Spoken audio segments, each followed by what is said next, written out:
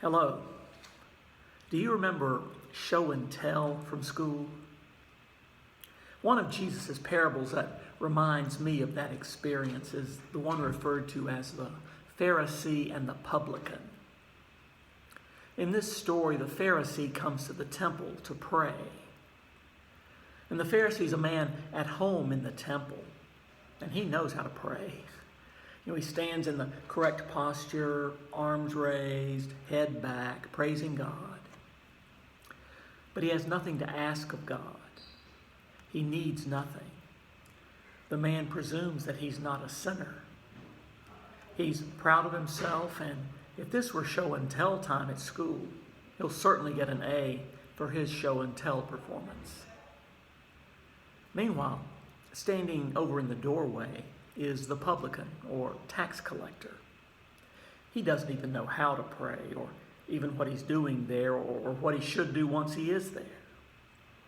He's the kid who forgot to do his homework and tells the teacher that the dog ate it. But he knows that he and no one else has blown it. He knows he's the bad guy in the story. He has his head down for good reason. He beats his breast and sobs. All he asks is mercy. He doesn't even promise to shape up. At show and tell, he has nothing to show.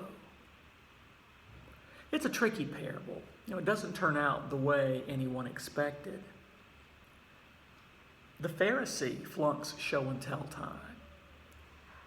In a startling stroke of unfairness, Jesus makes the Pharisee the bad guy and the bad guy the good guy. And Jesus ends his sermon by warning that the one who puffs himself up, he'll have the air let out of his balloon just when he stands up there in front of the class. Now, our first reaction to this parable is to hear it as a lesson about humility. But when we listen to Jesus' words this way, we go home thanking God that we're not like the Pharisee.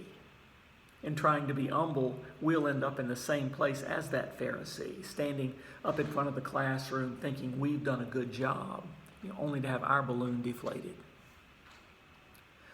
There must be something Jesus sees in this tax collector that we don't see.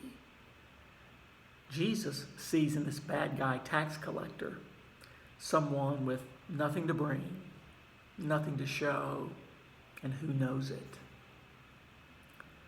Friends, this parable is really a story about grace. The tax collector and the Pharisee are the same. They both need God. The only thing is, one man doesn't know his need and the other man does. The tax collector who comes before God with his hands empty understands the truth of the gospel that salvation comes by faith alone. There's nothing we can do to earn the grace of God. It's free. The Apostle Paul knew that. The great thinkers of the Reformation understood that. John Newton, the Anglican priest and slave trader and author of Amazing Grace, understood that. God made us, redeemed us, and sustains us day by day. We're called to accept God's gifts and share them, remembering that our value lies not in our accomplishments, but in our being children of God. There's nothing we need to do, nothing we can do to earn the grace and love of God. The only thing we need to do is to open ourselves to that love and return it. Everything else ends in futility.